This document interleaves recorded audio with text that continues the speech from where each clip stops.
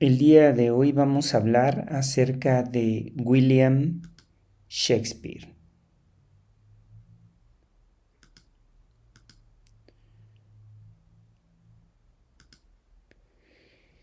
Bueno, hay muchas especulaciones acerca de la vida de William Shakespeare.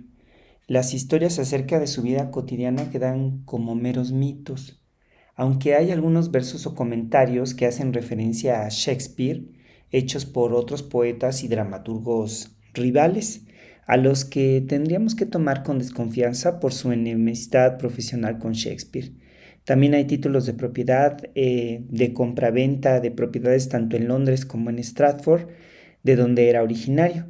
Lo que sí podemos afirmar es que era un dramaturgo, actor y productor del teatro muy exitoso y que el teatro era la fuente de sus ingresos, pues conocía a detalle todo el proceso de la representación.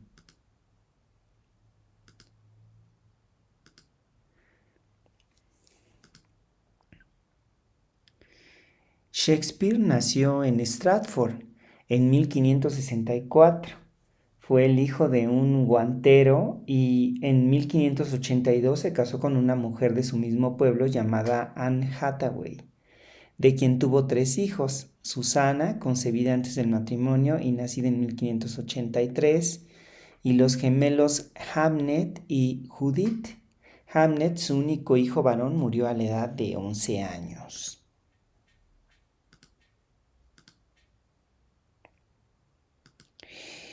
Durante todo este tiempo en el que inició con su vida de casado, pues no se sabe con certeza a qué se dedicó. Hay algunas especulaciones acerca de si se había dedicado a los negocios o que si se había dedicado a dar clases como profesor, pero realmente pues no hay como algo certero ni no hay ningún registro de que haya estado en alguna otra actividad.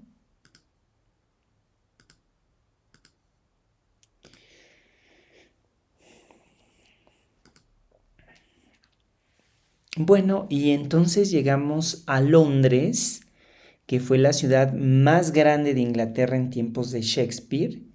Era una ciudad amurallada que iba creciendo fuera de sus muros rápidamente. Antes de la Reforma, la iglesia poseía la mayoría de las tierras dentro y en las afueras inmediatas de la ciudad. Durante la Reforma, Enrique VIII las tomó y las dio o vendió a sus cortesanos. Ahí se les llamó libertades y estaban fuera del control del gobierno de la ciudad.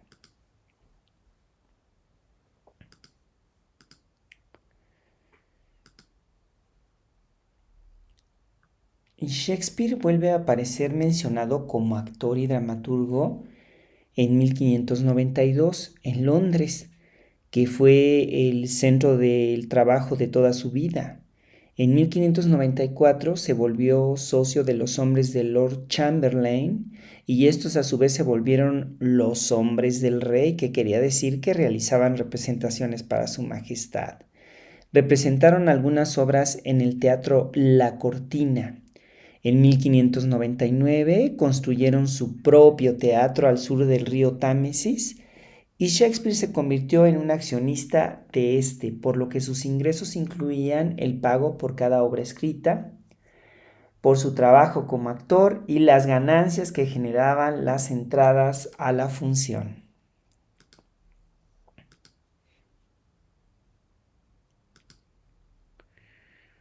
Uno de los sitios de entretenimiento durante la época de Shakespeare fue el Bankside. Este barrio estaba al sur del Támesis y al oeste de Londres, y estaba fuera del control de las autoridades porque pertenecía a esos lugares que habían sido libertades, por lo que había burdeles, casas de juego, batallas de animales y teatros. La Rosa fue el primer teatro en Bankside, construido en 1587 por Philip Henslowe, que fue seguido por El Cisne en 1595 y por último El Globo en 1599, que fue uno de los teatros del que estaba asociado Shakespeare junto con esta compañía de la que habíamos estado hablando anteriormente.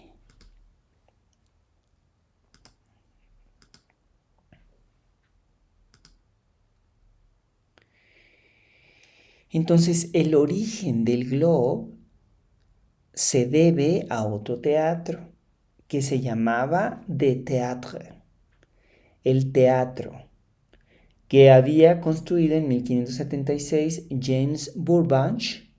Los Burbank alquilaban la tierra en la que se construyó el teatro, pero eran propietarios del edificio. Sin embargo, el propietario de la tierra, Giles Allen, se quiso apoderar del edificio alegando que era suyo porque estaba en su propiedad. En 1598, mientras Allen estaba fuera de Londres, los actores se organizaron con un carpintero y desmantelaron el teatro, y este material fue utilizado para construir el The Globe o el Globo en 1599.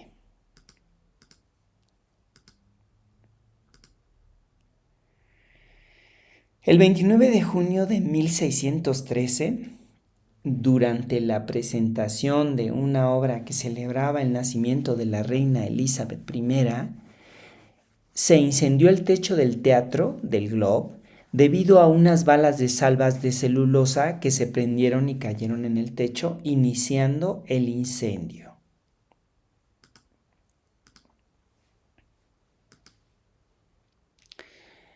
Como se puede observar en esta fotografía, el escenario estaba techado, pero la parte donde el público permanecía de pie estaba a la intemperie. Recordemos que estamos en el Renacimiento, cuando no había luz eléctrica, por lo que dejar al descubierto parte del teatro era de utilidad para tener una iluminación natural del escenario.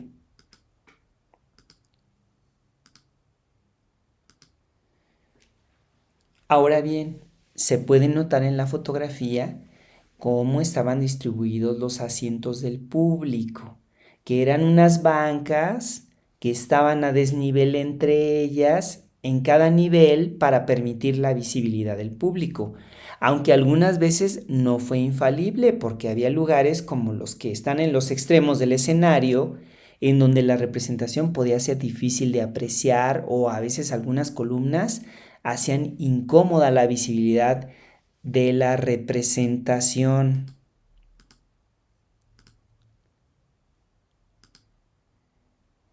Como por ejemplo en este extremo del escenario donde desde la esquina se vería la representación pues lateralmente. Si ustedes pueden observar que está pues muy pegado a la esquina, y sin embargo cabe destacar que Shakespeare siempre tenía en cuenta que el movimiento escénico fuera muy dinámico y no solo establecía su trazo hacia el frente, sino también lateralmente. Recordemos que la magia del teatro está en la ingeniosidad para establecer contacto con el público, y pensemos que los actores verdaderamente estaban rodeados del público, por lo que se tenían que mover de distintas maneras, y su trazo escénico o el movimiento que realizaban pues siempre tendía a tratar de buscar al público por todos los lados posibles.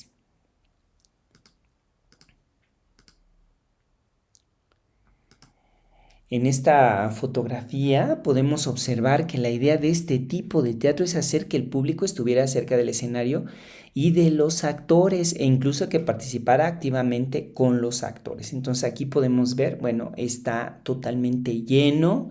Nosotros podemos ver hasta el entusiasmo que se ve en la gente cuando está siendo parte del mismo espectáculo.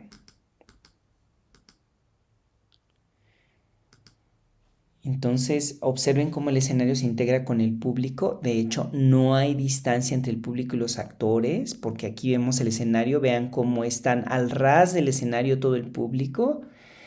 La idea fue acercar al público a la representación y que tomara parte de esta activamente.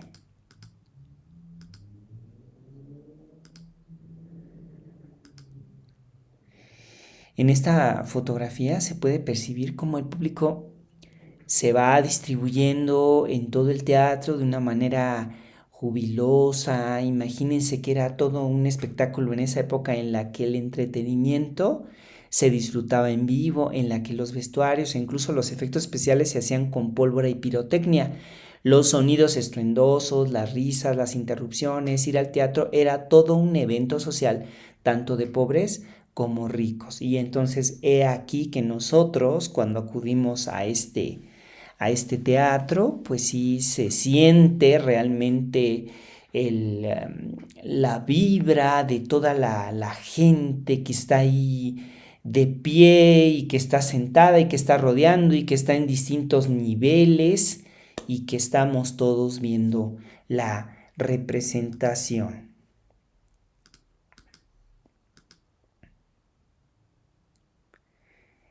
A continuación vamos a ver un video breve donde nos llevan a la parte de abajo del teatro, donde podemos estar cerca del escenario y podemos observar algunos detalles del teatro. Enteramente construido de madera, pues es una réplica del original.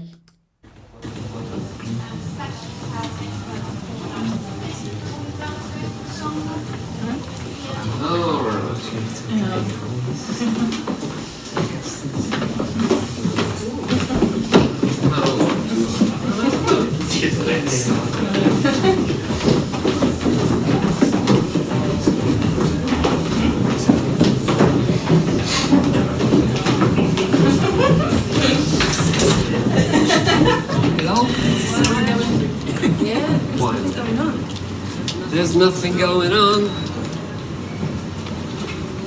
Come on in.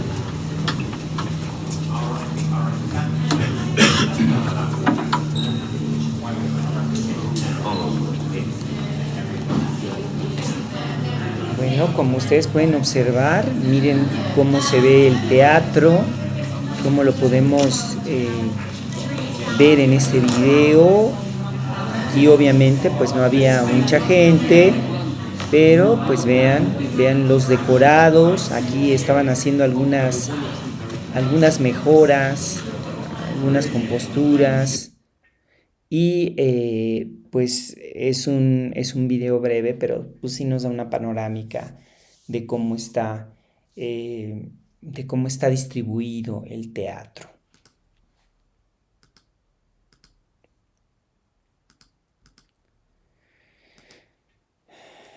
Bueno, este mismo teatro, este que estamos viendo, obviamente este no es el teatro original, porque el teatro original, como ya habíamos visto anteriormente, se incendió, pero hubo un actor y director que se llamó Sam Wanamaker, que llegó a Inglaterra en 1949 y notó que el único reconocimiento a la vida y el trabajo de Shakespeare era una placa de bronce en la pared de una cervecería de Southwark, por lo que decidió hacer un homenaje a Shakespeare haciendo una reconstrucción de The Globe, tratando de ser lo más fiel a las características que tuvo durante el Renacimiento. De hecho, Wanamaker, que había dedicado su vida a la actuación y a la dirección, ya había hecho algunos experimentos en Estados Unidos encaminados a recrear una representación renacentista en un escenario con las características de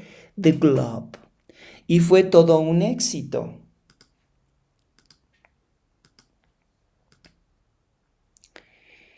Entonces, Sam Wanamaker comenzó su proyecto desde 1969 hasta su muerte. De hecho, quedó inconcluso una parte, pero después alguien más pues la terminó. Sin embargo, no solo buscaba recrear el edificio teatral, sino crear un centro de investigación y educación que se volviera internacional. También incluyó en el proyecto la recreación de un teatro interno, como al que solían ir en el Renacimiento también.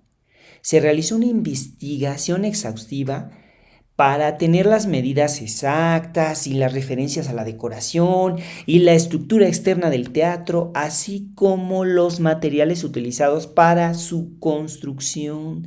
También se tramitaron los permisos de construcción. El teatro interior lo nombraron, pues obviamente, como actor y director Sam Wanamaker.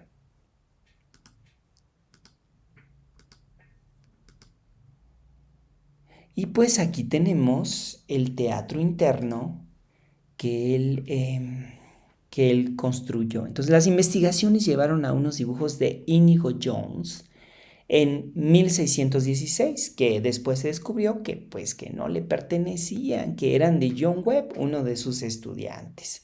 Ahora bien, es de notar que la iluminación del escenario se hacía con candelabros que se podían bajar o subir para regular la iluminación, y también utilizaban una especie de antorchas que los actores llevaban consigo para la iluminación más acentuada de los rostros.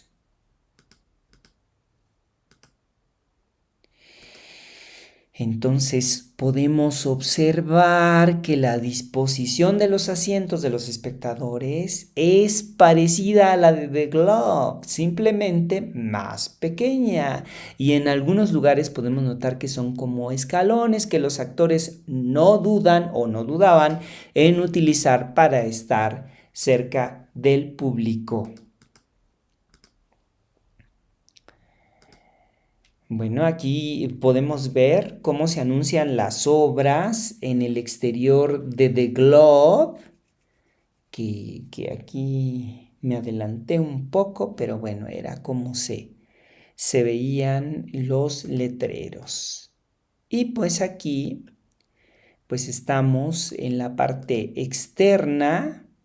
Y aquí les señalo cómo luce hoy en día el teatro The Globe para que logren apreciar sus proporciones. Y pues no podemos olvidar que pues el teatro también está constituido pues por distintas cosas, en este caso el vestuario. Entonces en esa época, ¿cómo se vestían? Se vestían con el jubón que se hizo ajustado en la línea de la cintura. Tenía una caída en pico, esa que ustedes ven hacia adelante. En el frente, el jubón fue frecuentemente acolchado y con pequeñas cuchilladas tanto en el cuerpo como en las mangas. ¿Qué son estas cuchilladas? Pues son como una serie de aberturas, pero que parecen cuchilladas, de manera que este jubón fue estrecho y cortado en cruz, en el cual destacaban los oblicuos sobre los calzoncillos, los cuales ahora eran visibles.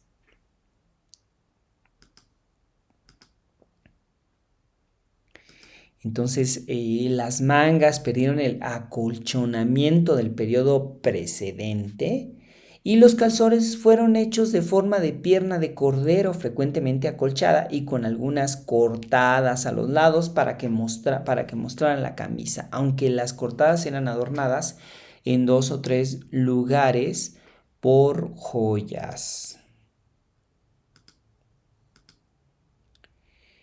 Entonces aquí tenemos una larga chatarrera o rizo, fue usualmente agregado en lo alto de la manga y se usaba un pequeño rizo en la muñeca. El cuello del jubón terminaba con una banda de cerca de 1 o 2 pulgadas de alto, sobre el cual aparecía el rizo del cuello de la camisa. Los zapatos tenían un rosetón. Los sombreros mostraban variaciones, a veces la gorra era cuadrada, a veces la gorra era aplastada y sin borde. Había sombreros de fieltro coronados altos con un borde estrecho y que eran más populares, que es este que estamos viendo en la imagen.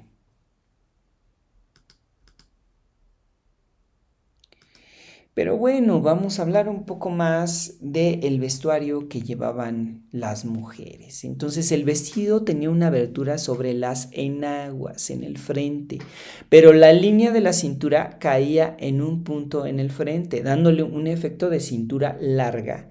y el estomaguero que llegó a usarse la acentuaba. Las mangas fueron hechas en la forma de una pierna de cordero, que eran ornamentadas por una ancha chatarrera o rollo en el hombro, y que fueron de talla ajustada de la muñeca hasta la mitad del brazo, donde se agregó un acolchonamiento. Pequeños rizos se usaban en la muñeca, las aberturas de los cuellos eran cuadradas y en algunos casos se rellenaban dentro con un yugo, el cual ajustaba cerca de la nuca y que se usó con un rizo.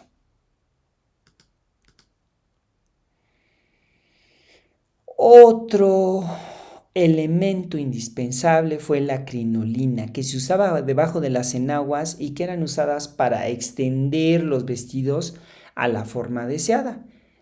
Su forma original era de campana.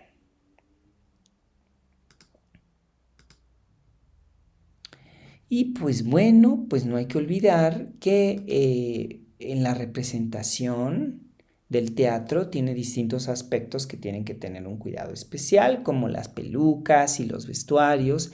Entonces siempre hay un departamento que se dedica a la creación y cuidado de los elementos que se van a necesitar para la caracterización de los personajes o del personaje. Entonces aquí podemos ver las pelucas. La creación de las pelucas necesita que se vayan tejiendo los cabellos en una malla para darles verosimilitud a los ojos del espectador. Hay pelucas de cabello natural y sintético cuyos cuidados son muy diferentes porque, por ejemplo, una peluca natural pues la puedes lavar con una serie de detergentes suaves, o la puedes lavar incluso con shampoos, pero una peluca sintética tiene que ser un detergente suave y líquido para que se lave perfectamente y no pierda su forma. Y ahora siempre que tú laves una peluca para que no pierda su forma, la tienes que meter en una cubeta, le tienes que echar ya sea el detergente que corresponda al tipo de peluca que vas a lavar, y después de enjuagarla, de lavarla, de tallarla, pues la vas a sacar y la vas a dejar secar sin peinarla, y cuando ya esté seca, entonces generalmente las pelucas sintéticas mantienen su forma, pero bueno, las naturales quizá pierdan un poco a lo mejor dependiendo del tipo de cabello que tengan, pierdan la forma, pero pues se pueden arreglar ya sea con tubos o ya sea con algunos elementos, pero siempre se peina cuando está seca, porque si tú la peinas cuando está mojada, pues vas a echar a perder este tipo de materiales. Y bueno, pues aquí estoy en el National Theatre en Londres. Aquí uno de los guías nos explica cómo está organizado el taller y la producción de vestuarios y pelucas para las representaciones teatrales. Aquí podemos observar cómo se exhibe el vestuario y también cómo se conserva en buen estado para la representación. Aquí vemos cómo aquí vemos el almacenaje de vestuarios y su clasificación por obras y disponibilidad para ser usado, y si está limpio y si se puede usar o no se puede usar. Entonces regresamos a Stratford para contar un poco acerca de los últimos días de Shakespeare. Hoy en día la ciudad luce como la vemos en la fotografía. Al fondo está el Teatro Shakespeare, en honor a este gran dramaturgo inglés, y pues Shakespeare pasó sus últimos días en este pueblo que se llama Stratford. En esa pequeña ciudad de Stratford siguió manteniendo la costumbre teatral, y hoy en día podemos ver anunciadas obras del periodo isabelino, tanto de Shakespeare como de Christopher Marlowe. Entonces ahí podemos ver qué obras se anuncian. Y pues también podemos ver que se anuncian obras de algunos otros dramaturgos del mismo periodo, como Tamerlán el Grande de Christopher Marlowe, ¿no? Que también se presentan en este teatro. Aquí vemos algunas de los pósters que anuncian varias obras de Shakespeare, como son Romeo y Julieta, Macbeth.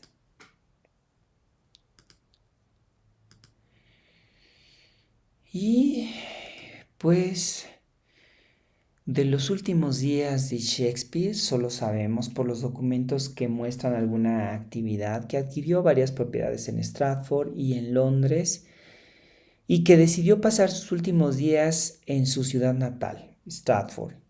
Esta calle es el camino hacia la iglesia de la Trinidad donde está sepultado Shakespeare.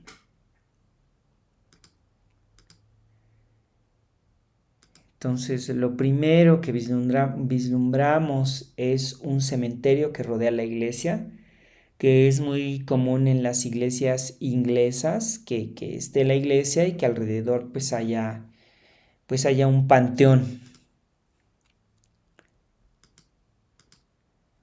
Entonces aquí podemos ver la entrada principal de la iglesia de la Trinidad, que bueno, aquí está como oculta por estos árboles, pero vamos a ver una imagen un poco más cercana. Aquí podemos ver, bueno, ya con algunos detalles de la fachada, del estilo gótico, aquí un acercamiento a la entrada de la iglesia y por fin vamos a ver cómo es por dentro. Pues como puede observarse, es una iglesia modesta, sin tanta pretensión, sin tantos adornos, es como diríamos que es como un tanto simple, aunque pues sí tiene algunos vitrales que podemos ver ahí. Y pues por fin llegamos a la tumba de Shakespeare. Y pues Shakespeare está enterrado muy cerca del altar, como ustedes pueden observar. Y se pueden ver marcada su tumba con líneas más oscuras y arriba una escultura donde está su efigie. Entonces, si ustedes se pueden dar cuenta, hay un letrerito.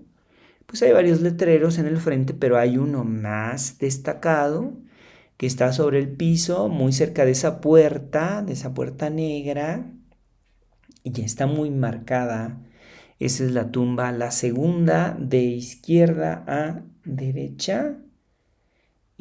Podemos ver que es la segunda y ese es el sepulcro, la tumba de Shakespeare, ¿no? Y aquí podemos ver su efigie arriba de la puerta. Si ustedes se fijan a su lado derecho, arriba, pues podemos ver ahí como una especie como de retablo en donde nada más está Shakespeare con su pluma y con un texto. Y pues ahí en el texto que le ponen debajo, pues celebran que es un gran dramaturgo pues que vivió en Stratford, ¿no? Entonces aquí en esta otra imagen vamos a ver que aquí debajo pues podemos observar pues la tumba de Shakespeare y nada más que recordemos que el honor de ser enterrado dentro de la iglesia no se debió a la grandeza como dramaturgo, que nosotros digamos, bueno, le reconocieron en sus momentos finales y pues lo pusieron en un lugar que modesto, pero ser enterrado en una iglesia era un gran honor, ¿no? Entonces, pero no se debió realmente a su grandeza como dramaturgo, como escritor, sino a sus contribuciones monetarias a la iglesia. Shakespeare murió el 23 de abril de 1616. Y entonces pues vamos a ver aquí un poco más de cerca la tumba. Entonces aquí la tenemos, como ustedes ven. Y pues aquí vemos, aquí está enterrado Shakespeare.